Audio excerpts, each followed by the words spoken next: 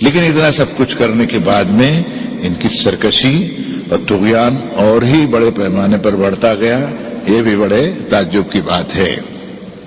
کہہ نہیں سکتا یہ عاجز بندہ کے ترجمے کا حق ادا ہوا یا نہیں ہوا. اللہ تعالیٰ ہمارے قصوروں کو معاف فرمائے. لیکن یہ کہنے میں کوئی حرج نہیں سمجھتا کہ قرآن مجید کا جو عکس سامنے آ سکتا ہے ان آیات کی روشنی میں، وہ اللہ نے اپنے فضل سے پیش کرنے کی توفیق عطا فرمائی. سبھی کو معلوم ہے کہ مکی زندگی کے آخری دور میں قرآن مجید کی اس سورت شریفہ کا نزول ہوا، جس کے دو نام، ایک تو سورۃ الاسراء کہتے ہیں اس کو.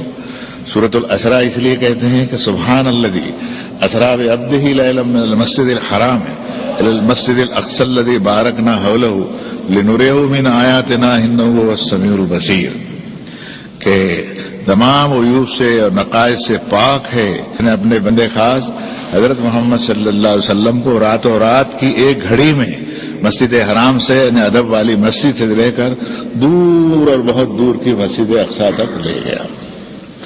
اور یہ ہم نے سفر اس لیے کرایا، یہ سفر شبان نبوی ہے جسے معراج سے موسوم کیا گیا، اور امت اس کو اچھی طرح جانتی ہے. اور جب اس صورت شریفہ شروع کی ہوئی ہوگی پڑھنے میں، درس میں، تو چاہے آپ کے خادم نے یا ہمارے رفیقوں نے اس کی تفصیل آپ کے سامنے بیان کی ہوگی. اس لحاظ سے اس صورت شریفہ کا نام اسراء بھی مشہور ہو. مڈل ایسٹ میں اور افریقہ وغیرہ میں اسراء کے نام سے صورت جانی جاتی ہے. ہمارے یہاں اس طرف ایشیا کے علاقوں کے اندر، اس طرف کے ایریا کے اندر اس کو سورہ بنی اسرائیل کہتے ہیں. یہ دونوں نام اس کے چلتے ہیں، اس میں کوئی حرج کی بات نہیں، ایک معلوماتی چیز تھی. تو سورہ بنی اسرائیل کا جو چھٹا رکوع بیان فرمایا گیا، یہ بالکل معراج شریف سے کے واقعے سے لگتا ہی ہے، یعنی اس کے پڑوس کا ہی ہے.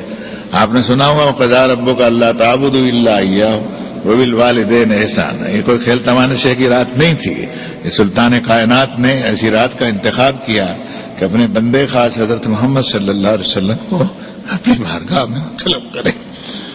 جس رب کی کائنات کے اس گوشے کو چند گنے چنے انسانوں نے، انبیاء نے دیکھا اور کسی نے نہ دیکھا ہو قیامت کے پہلے، اس کو دکھانے کے لیے محمد صلی اللہ علیہ وسلم کا انتخاب کیا گیا.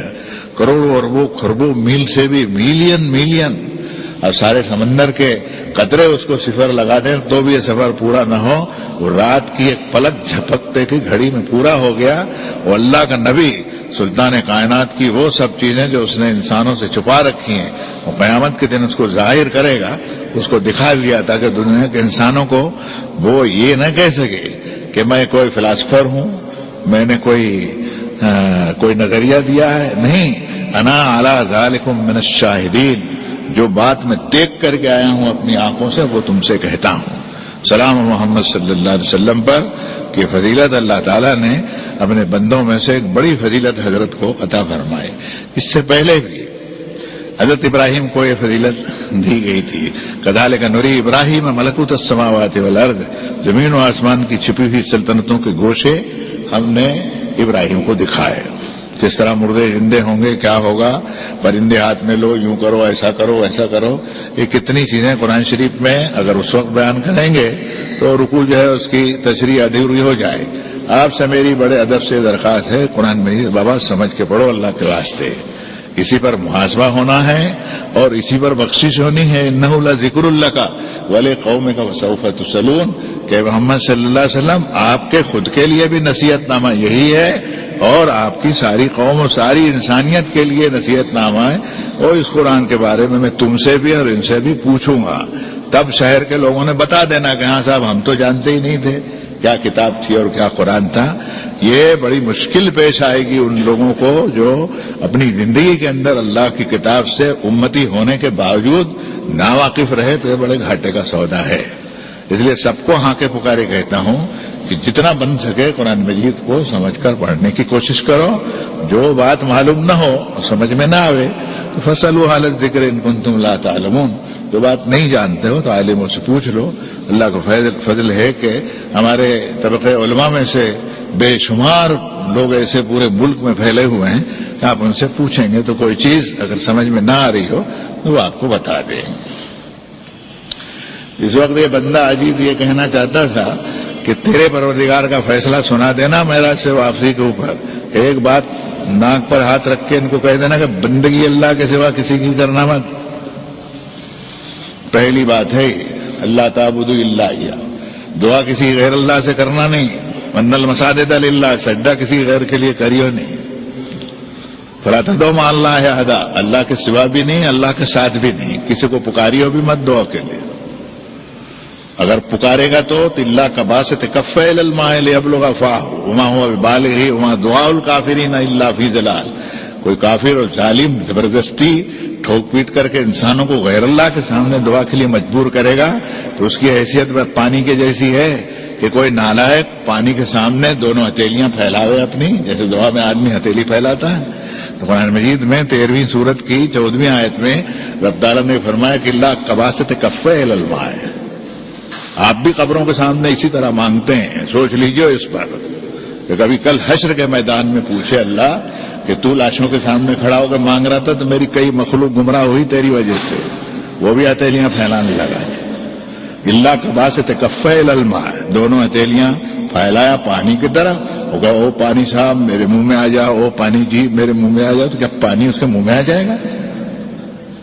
یعنی کتنی سادی تمثیل ہے کہ ایک دیہاتی بھولا آدمی بھی اس کو سمجھ جائے. کوئی نہر کے سامنے کہے کہ پانی صاحب میرے منہ میں آ جاؤ، اے جل جیون دینے والے میرے منہ میں آ جاؤ، تیرے منہ میں آ جائے گا. وما دعاء الکافرین الا فی ضلال. ایسے منکروں کی دعا جو ٹھکانے پہ پہنچ ہی نہیں سکتی. جس کے سامنے مانگ رہا ہے وہ سنتا ہی نہیں. ولو سمعوا ما استجابوا لکم، سن لے تو دے نہیں سکے. ویوم القیامت یکفرون بشرککم، وہ قیامت کے دن تمہارے شرک کا انکاری ہو جائے گا. بے ایمان، میں نے تجھ سے کب کہا تھا کہ تو نے مجھ سے دعا کرنا؟ انہیں اپنی عاقبت خراب کی. مسیح ابن مریم تک کے یہی کہیں گے. سورہ مائدہ کا آخری رکوع پڑھی. تو بندگی اللہ کی ہو، غیر اللہ کی بندگی ہرگز نہ ہو کسی اعتبار سے بھی. اور پھر مخلوق کے حقوق میں سب سے پہلا نمبر والدین کا ہے، ماں باپ. وبالوالدین احسان. اور 14 سے 16 یا 18 اصول ایسے نکلتے ہیں سورہ بنی اسرائیل کے پہلے حصے میں جو اب تک پڑھا جا چکا کہ انسانی زندگی کی دھری اور اس کا سانچہ ڈھانچہ کیسا ہوگا جس کو رب تعالیٰ شانو پسند فرماتے ہیں. اور محمد صلی اللہ علیہ وسلم کو معراج میں یہ اصول دیے گئے. آپ کو ہم کو پڑھنا چاہیے کہ بھئی اصول کیا ہے.